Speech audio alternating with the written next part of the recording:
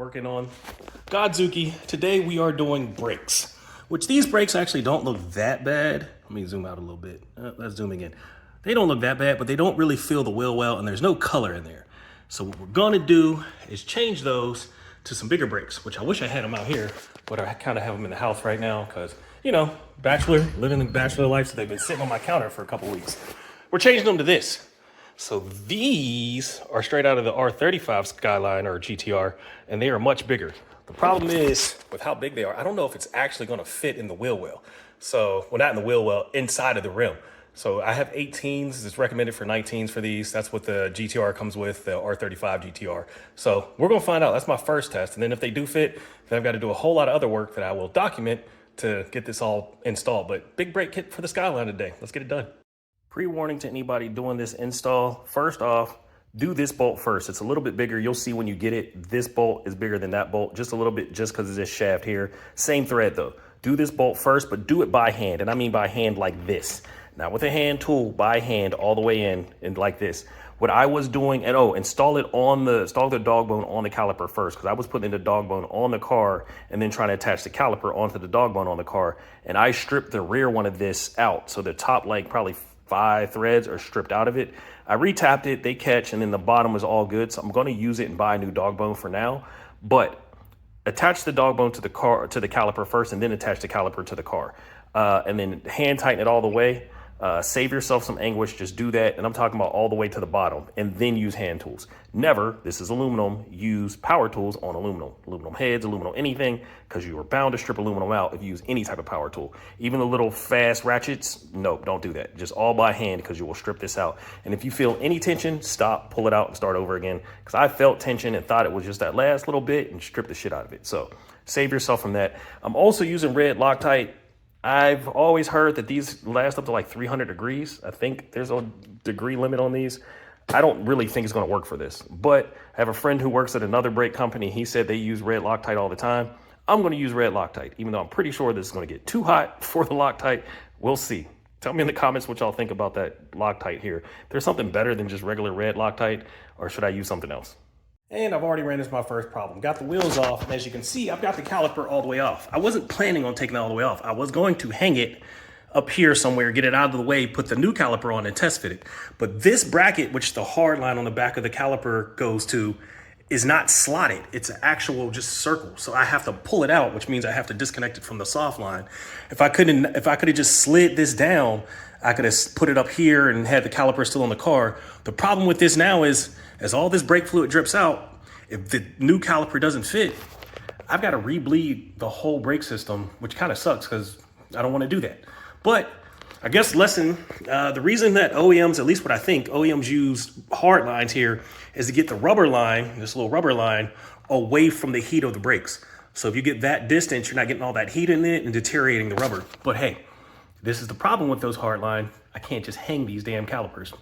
Lesson learned, we'll get it done though. And in typical fashion with aftermarket parts, something's always going to go wrong. And I've already ran into a problem that's actually kind of major. I don't know what I'm going to do about it, but we'll see in a second.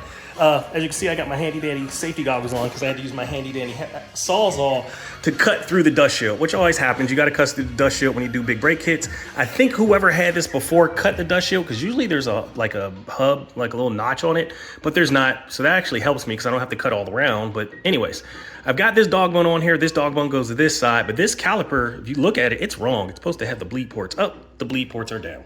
This is the caliper that goes on the other side, but I had the caliper and the dog bone kind of swapped, so I was just being lazy because all I wanted to do is a test fit. Other problem, look at this. It's all over the place. The reason it's that way is because this is the bolts they provided, and this shaft here with no threads is too long.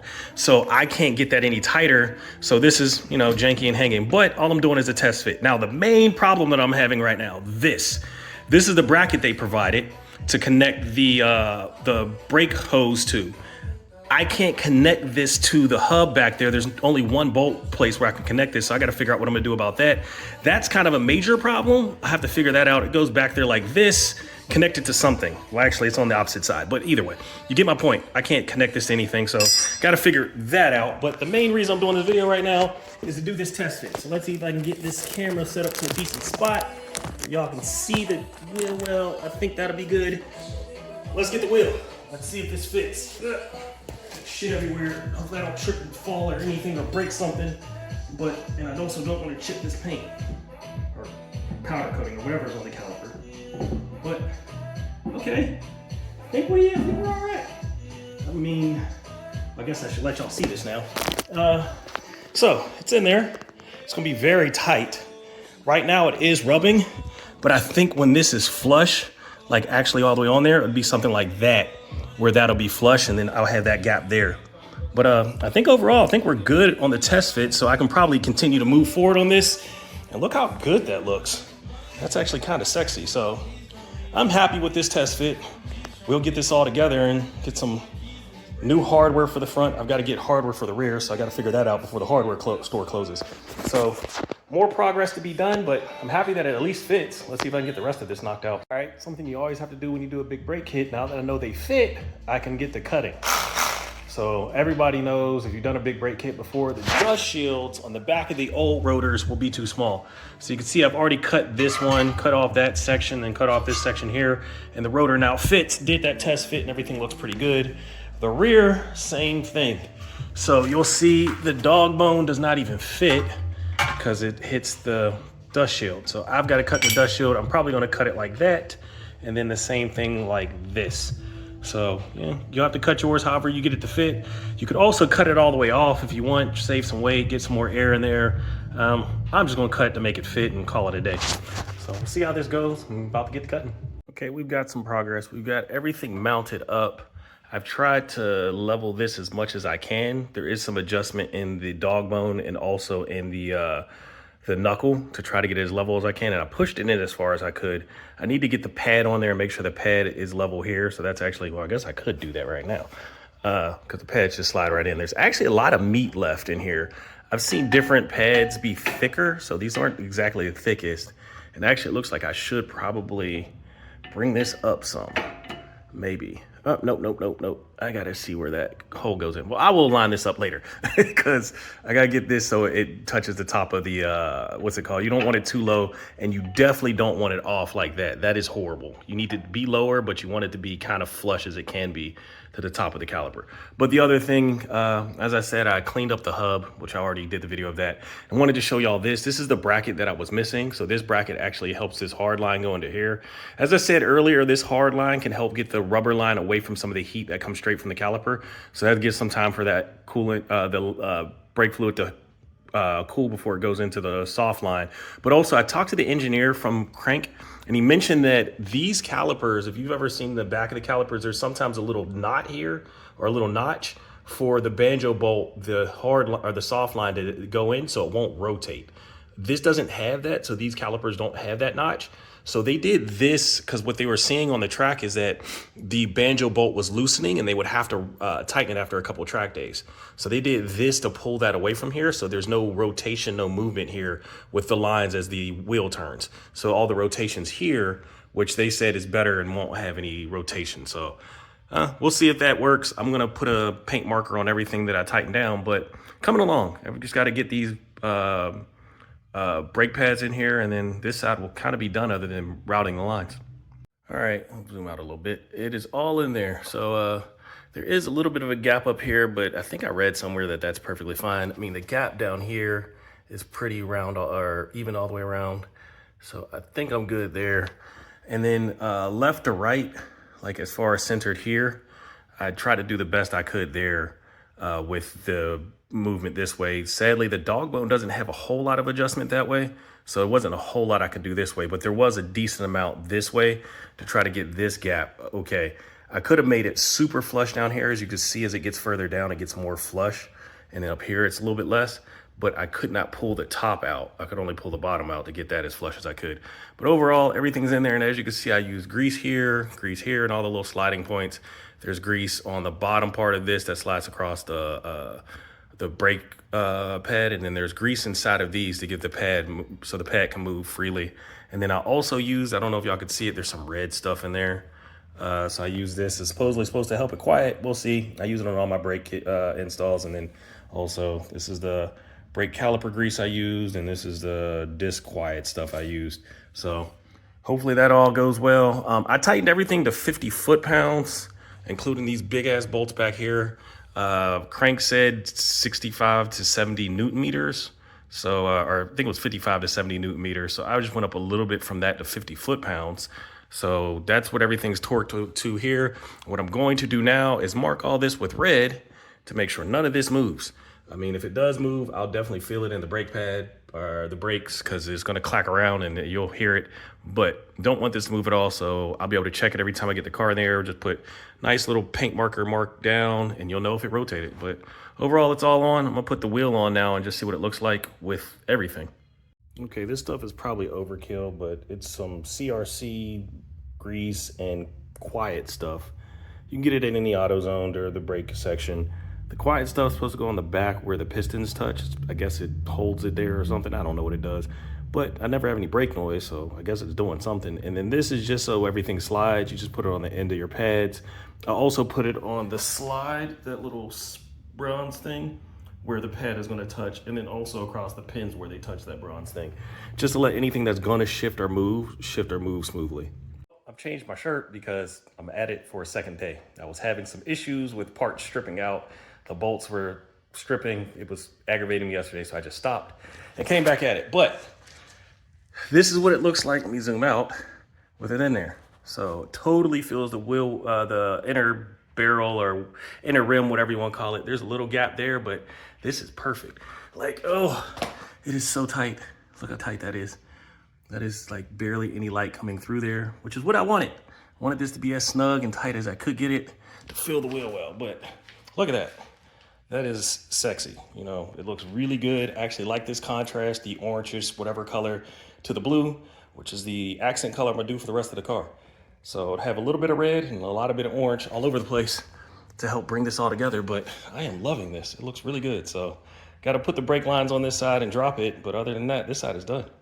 Okay, for everybody who's doing the GTT rear, this is a 35 millimeter long M10 by 1.5 bolt.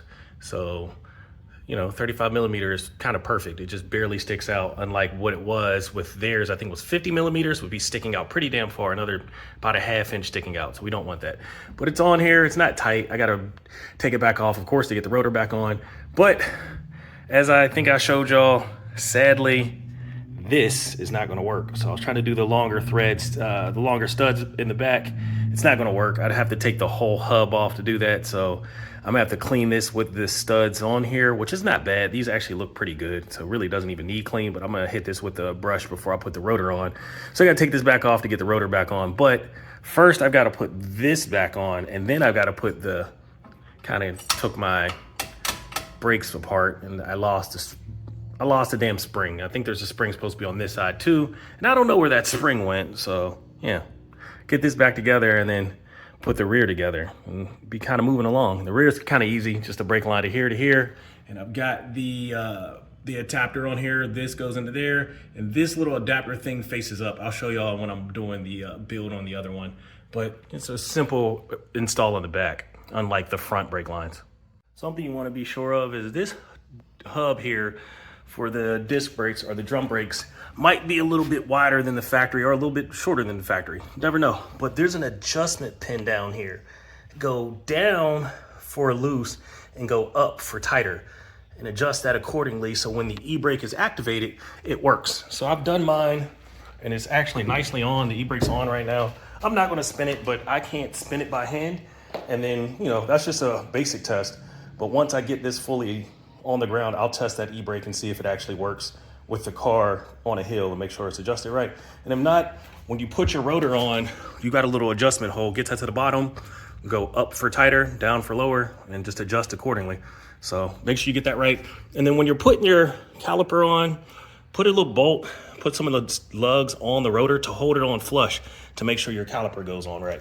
So, you know, just some little tips, but overall, the rear job's pretty easy. Okay, so we are starting over here with this. So they came with this bracket, which is supposed to attach up to here on the GTT hub and then go around. But the GTT and GTR hub are different. That sits too far down where it won't go around.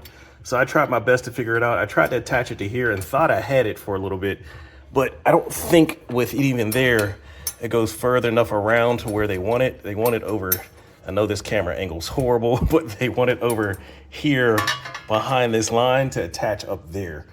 But I can't do that with this. I've got the ABS lines are a little bit different on the GTT hub. The bolting setup's a little different on the GTT hub. So needless to say, this bracket is trash. So I'm gonna toss that out. All right, after a whole bunch of trial and error on the driver's side, trying to get this line to line up and bracket down properly, I figured this out when I came to the passenger side. I removed this as a factory bracket on the GTT hub. I removed this to try to put that Crank GTR bracket on here, and it never aligned right. But in all seriousness, this bracket's in the perfect location. So this is the line that they give you that has all this extra stuff. So if it's touching anything, it goes perfectly to this. The wheel is currently turned as far out as it can go, and that's perfect. Now this side, all this line here is actually never gonna move. So if I wanted to get froggy, I actually could make a hard line straight from here to here. Maybe I'll do that at some point, but now I need something shorter than this line here so that I can clean this up a little bit, but this never moves. So this is actually really good. So as far as the routing for this, so you got the hard line straight from the caliper, they give you this, and then they give you this elbow here to come out. They give you this bracket, and then there's this hard line or soft line. That soft line goes to this factory GTT mounting spot into this line. This line has a little 2 bolts to clamp it down. I've still got to clamp that down. And then that routes over to here into this elbow that Crank will give you. And then that goes straight into the factory position on the frame. So that's the routing. It's actually pretty simple now. And I can't really move this. I mean, it's really a little bit hard to, actually it's not that bad. But okay, this sucks. But you get my point. You move it all the way over and that doesn't touch anything. So that's moved the opposite direction. This is kind of a janky angle, but I don't think this will cause any issues, that angle there. I don't think that's gonna kink it or anything. It's not horrible, but it is kind of bad, but it's not horrible. So I think that's gonna be my adjustment for this. Of course, I'll keep an eye on this. If I get any issues from this, I'll see it eventually. Hopefully it doesn't kink it where I get any caliper not closing issues. But I think this is gonna be my angle altogether. I think this is pretty good. So I'm gonna go with this. I'm gonna send this off to the Crank engineer for them to look at it and see if they think anything's wrong with it. But overall, I think this is pretty legit. As far as routing for this little line in the back, same thing in the front. The engineer said that this was to help keep this from spinning. As I mentioned, a lot of brake calipers will have a little dimple that you could put in with the banjo bolt. So it would go in the banjo, well, the bolt will go through, but the end of the line will have a little arm to go through this to keep it from, what's it called, to clock it right and keep it from rotating. These don't have that. So from what they've seen on the track is that this over time will just rotate. And so this gives them, so this can't rotate because this is locked in and then you do it from here. So, but anyways, the routing for that is this is towards the top bleeding. So this is towards the top, towards the bleeder. And then you just rotate all that in. All this hardware comes with it. This nice bracket works. And then you've got that. And then it's one solid line from, or one soft line from here into the car. And then same thing here. I torqued both of these to 50 foot-pounds. As you can see, there's a lot that sticks out, but it doesn't matter because nothing's under these. I have the other side already mounted, so it does not cause any issues. So 50 foot-pounds there. And then I did, you know, hand tight on these with some Loctite. And then these, everybody always says like, you know, 10 foot-pounds, very light on these because it's not really that much. It's just to seal, but very light on those. But that's the routing for this. And another task for today, since we're already gonna have the rotors and the calipers off, why not replace the lugs, or studs, excuse me. So got some new BBK Tech studs. Those you could see aren't that long. So, I mean, it's not that big of a problem as you can see with the one wheel that's still on. The lugs are just the same length as the studs. So, I mean, it's nice and flush. I'm gonna have that sticking out some, but I'm also gonna go with longer lugs anyway. So it's not a hard job at all. It's actually pretty easy. I've just gotta, you know, go ahead and do it. But it is a loud job. So my neighbors are gonna hate me because I gotta bang out 20 of these. But I do got earplugs because this is gonna hurt. It's gonna be pretty damn loud. But hey, we'll get it done today. So we've got all 5 studs out of the front. I have 4 though. One is lost. I don't know where it bounced to. I had my earplugs in. I couldn't hear where it landed. So I've got to find one. I'll figure that out later. But the other thing I've got to do is I've got to clean this hub to make sure it's nice and flush. This is actually not bad, but a lot of times these hubs are nice and corroded and nasty looking. So when you do new rotors, you want to clean this up and make sure it's nice and smooth and all the area is true and flat. Because if it's not, the rotor will like kind of rock as it's going through and create hot spots and issues. So all you gotta do is just take a like wire brush and just go to town on it all over the place. And that'll straighten it out. But the other issue I'm going through, the rear. So since the rear has the whole brake assembly behind it, I don't think I'll be able to get these longer ones in. Like they're just too long to fit. So I might not be able to do the extended studs on the rear. This is the difference in the size. Sadly, that extra inch on the difference in size is causing me an issue. So I don't think I'll be able to get that in there to make this work without taking the whole hub assembly off, which I don't want to do. It's not worth it on that. I mean, really, it's the front where I might do a spacer, so I want these extended studs. So I think I'm just run the normal size studs in the rear and just go back to sticking with that. We'll see. All right, here's the cleaned hub. So it's really easy to clean when there's no studs in there because then it's just flat and you don't got to go around the studs. But since the studs are in there now, I've got to actually pull them all the way through. So I've got this handy dandy tool. You can get it from any parts store. But the thing I also do when I do this, I put a washer back here to make sure that, you know, if it's going to rotate, it's going to rotate on the washer. It's not going to get stuck on the stud, on the hub. But you put this in here like so, and it's got a centering thing, and then you put your stud on there. Your lug. So once you get your lug in there, you hit it with an impact and it pulls it in. That's all you got to do. Pretty easy. Some people also put some lube back here. I might do that, but we'll see. I have some hub or axle grease, so I'm probably going to put that back there too. I'm a nerd. I actually like when things advance. That's why I did engineering, all that other good stuff. So in that effort, I want to explain what the differences are in the GTR R35 brake caliper versus the GTT R34 brake caliper. It's actually a lot. So the main thing, okay, this is a big Brembo brake caliper. It is a fixed brake caliper, so it doesn't float and move around. With that, it is one solid piece of metal. That is the great thing about this. Back in the days, it was split in the middle. That helped with casting. As casting technology got better, it was able to make one solid piece of metal cheaper. With this being a solid piece of metal, if this was split here, like this is, you see that the R34 GTT brake caliper is split. So this is the old school style. They have these bolts to hold it together. While those bolts are pretty sturdy, this steel can flex, and you'll feel that flex in your brake pad. It'll get a little spongy compared to a solid piece.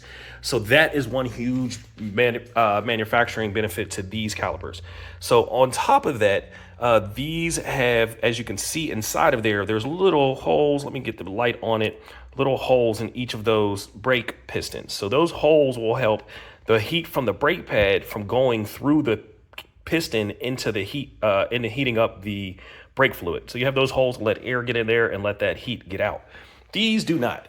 So those are solid, have nothing. The other thing is, if you look at these, they're exact same size. Yes, I hit it with a caliper. They are 37 millimeter outside diameter, while these are staggered. If you look, these get bigger as you go. So that first one's 26, that's 30, and that's 32.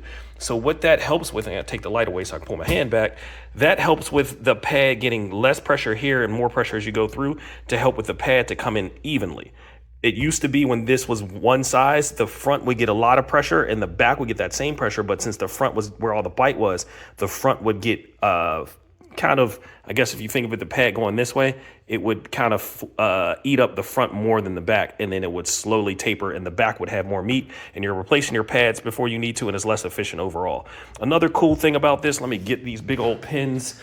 So these have these pins here that go on top of the brake caliper here, other side, to give you some more fixed pressure up top. So that's kind of great here because that's going to give you some pressure here to hold this, some strength here to hold this from flexing when the pads, when they were pressing the brake pedal. So that has that. It also, of course, has these pins which are used to hold in the brake pad.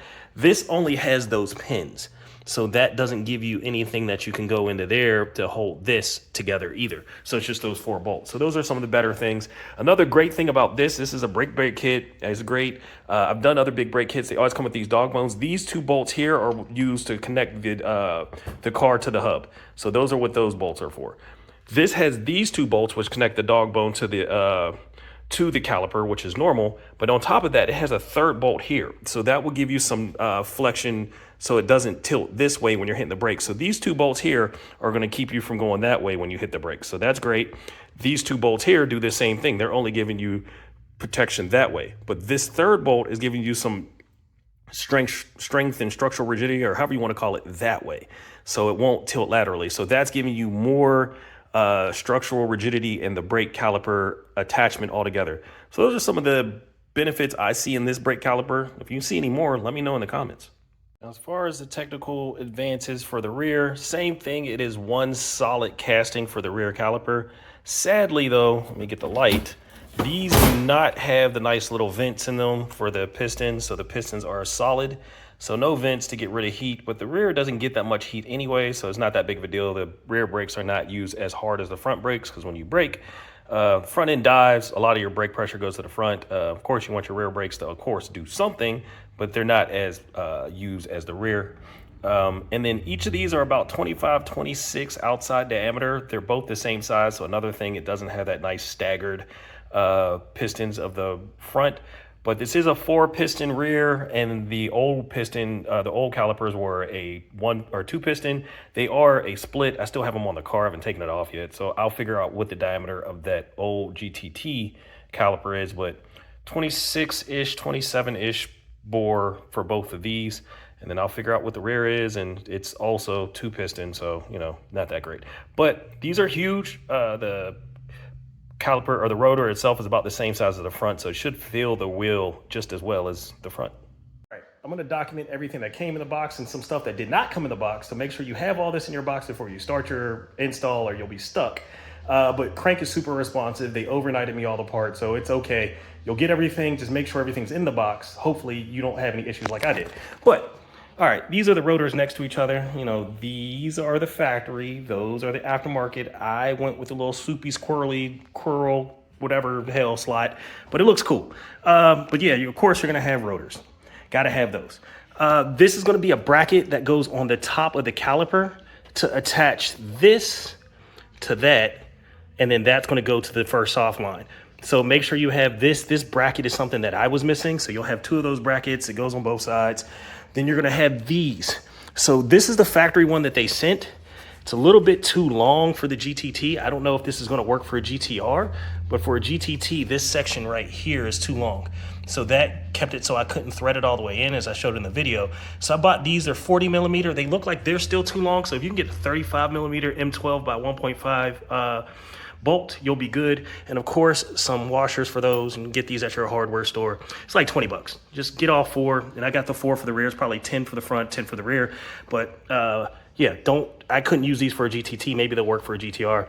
Easy to get at a hardware store.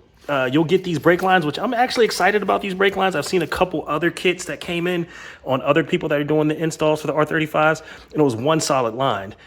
Crank actually separated this into 3 pieces, so you can get some different areas locked down, and it gives you that articulation, I guess you can call it. I don't know if anybody else has done a long line with one. You got to zip tie stuff in places. This doesn't look like it's gonna be zip tied anywhere. And also this bracket, you're gonna have 2 of these brackets in there that go with that. One of them I have mounted on the car right now. You'll see in the video, that bracket's kind of a pain in the ass. I don't think it's perfectly mounted, but it'll work. And then of course, you're gonna get these dog bones, which are gonna be needed. And then of course, the magnificent, huge ass calipers. Look how small these ones were compared to that. Just massive difference. So yeah, that's all the stuff for the front. As I said, make sure you get this bracket. It mounts to the top of the caliper right here. So this mounts to there, into that spot right there on the caliper. And then, as I said, this mounts on top of that and then gives you the spot where this goes to there. So I'll show you that in a video, but that's how that works. I should have had that on there just so you can saw it. But yeah, front setup. So just so you can see it all together, there's one long scan of all the pieces and the size difference, just in case I want to do something cool in a video later, which I doubt, because I am not going to do much editing when I post this. But anyways, in the rear, same thing. You're going to get some dog bones. I haven't put these on yet. It comes with all the hardware, so it did come with these. Be sure you recognize these are different size. They only fit in one way inside of the caliper itself. So it's dummy proofed. They're both, I think, M12 by 1.5 down here, but there's a little notch on this one that won't let it go through. So it's dummy proofed. You'll get a dog bone. My kit did not come with the rear dog bone to hub bolts, but I just went to the hardware store, M10 by 1.5 and 40 millimeters. Same thing. I think if I could have got a 35, would have been better for 35 millimeters instead of 40 millimeters long. But M10 by 1.5 by 35 would probably be perfect for these bolts. 10 bucks to get all 4. You're going to get another bracket like the front. So this bracket's going to go onto the caliper like this. And then that's going to give you that attachment, the hard line from here to here, to attach this onto here and all this other stuff. So it's going to go like that, and then this, and then all that other stuff. I'll show you that when we install it. Of course, you're going to get the brake line. So it's a stainless steel brake line. It's got the nice little protective stuff on it. So same thing on this side, all of that hardware, all that stuff. Only thing that I did not get for the rear were these bolts, but that's no biggie. Y'all that are interested in the difference in the size of the the rotors, it looks like the factory GTT is about 12 inches. Let's zoom out, make this a little easier on myself. So that's about 12 inches. The GTR is about 15. So that gives you about an extra 3 inches in diameter there. So yeah. And then the rear, the factory was about, what, 12 and a half or 11 and a half-ish, somewhere in that range. And the GTR is about 15 in the rear also. Oh shit, so I gotta make sure the rear fits too. But there you go. One thing I think I forgot to mention is you're gonna need a 12 millimeter Allen head and a 10 millimeter Allen head. Luckily I already had them, but these bolts here are pretty massive. So make sure you have those two tools, because everything else is pretty much basic tools. Here I am, 7 a.m. in the morning at the gym at LA Fitness. Look at this. Oh my God, look at this. It looks so good. I've got some things I got to button down. I got a weird noise coming, I think from the rear passenger side, but the brakes work. I got to re-bleed them one more time, but I'm gonna drive around a while, get all the bubbles up to the top, but it looks fucking magnificent. Oh my God, this looks good. Worth it, totally and completely, completely worth it. Should be in there working out right now, but I'm gawking at this car at, what is it, like 50 something degrees outside right now, 40 something, and I'm outside looking at this damn car, but oh, it looks so good.